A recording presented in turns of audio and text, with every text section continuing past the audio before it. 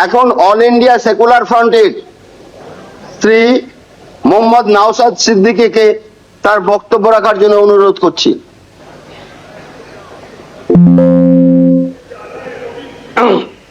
ধন্যবাদ speaker sir.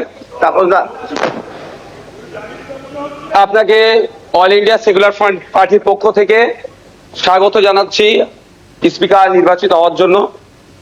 আমরা আশা করব আগামী 5 বছর আপনার নেতৃত্বে এই অগাস্ট হাউস তার গরিমাকে বহন করে চলবে এবং সাথে সাথে আমরা যারা বিরোধী আছি তাদের সর্বোৎকৃষ্ট জায়গা, মতামতের জায়গা হচ্ছে এই অগাস্ট হাউস।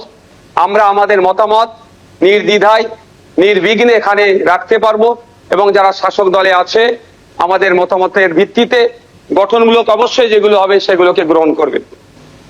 স্পিকার স্যার, আপনার অনুমতি নিয়ে দু একটা কথা বলবো, যদি এই প্রসঙ্গ নয়। সত্যি আমি আজকে বসে খুব ফিল করছিলাম, হাসছিলাম মনে মনে। আজকে তাপস রায় বাবু যে কথাগুলো বলছেন খুব একটা ফেলে দেওয়ার নয়। আমি আমি আমি আমি বলবো, আমি 2021 সালে নির্বাচন হওয়ার পরে 6টা মাস এমন দিন পার করেছি, আমার মনে হচ্ছিল যে আমি ইস্তফা দিয়ে দিই, অন্তত আমার ছেলেগুলোর উপর অত্যাচার যদি বন্ধ হয়। এই সময় ফিল করেছি, পার করেছি। পোস্টপোল ভায়োলেন্সে 2021 সালে, আমি এতে কিন্তু বিজেপিকে দরার সার্টিফিকেট দিচ্ছি না, কিন্তু 2021 সালে যে সমস্যার সম্মুখীন আমরা হয়েছিলাম, আমাদের কর্মী খুন হয়েছিল, একাধিক বাড়িঘর লুটপাট হয়েছে, ভাঙচুর হয়েছিল, সেই অর্থে। তবে হ্যাঁ, একটা জিনিস, এই 2026-এ দাঁড়িয়ে কিন্তু বেশ কিছু ধর্মের স্থান আক্রান্ত হয়েছে। মাননীয় মুখ্যমন্ত্রী মহাশয়কে এবং বিজেপি যারা আছে তাদেরকে বলবো সেইগুলো আপনারা লক্ষ্য রাখবেন, সেগুলো লক্ষ্য রাখবেন। আজকে এই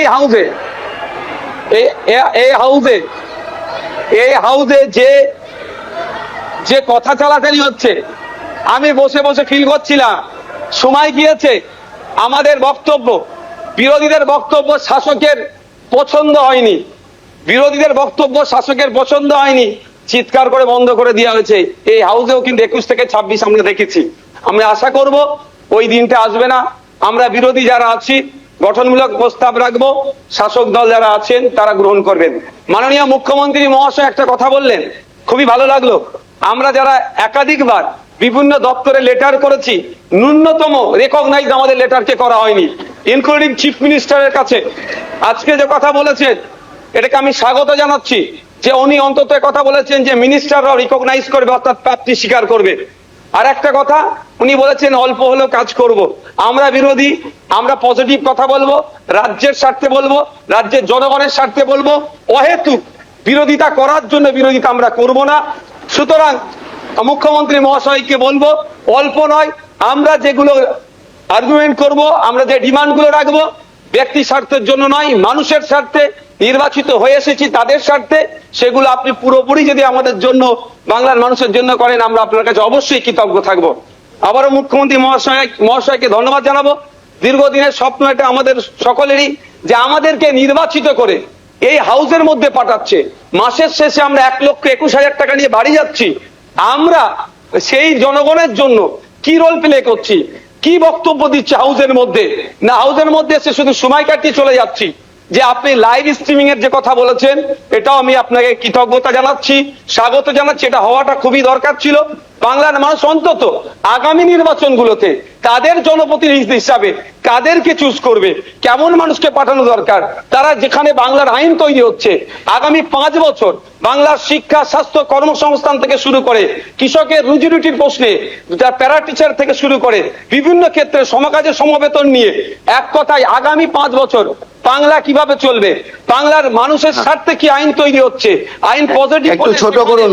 বিরোধী স্যার, শেষ করবো। বিরোধী হলেও স্যার একটা দিন সুযোগ পাচ্ছি বলার, এরপর তো টাইম মেনটেন করে দেবে। তো স্যার সেই জায়গাগুলো লাইভ যেটা আছে সেটা আমি স্বাগত জানাচ্ছি। আমি আবারও আপনাকে ধন্যবাদ জানিয়ে বলবো, বহুদলীয় যে গণতন্ত্র আছে সেটার পূর্ণ মর্যাদা দিয়ে আমাদের মতো ছোট্ট যারা বিরোধী আছি তাদেরকে পরিসর দেবেন। ধন্যবাদ স্যার।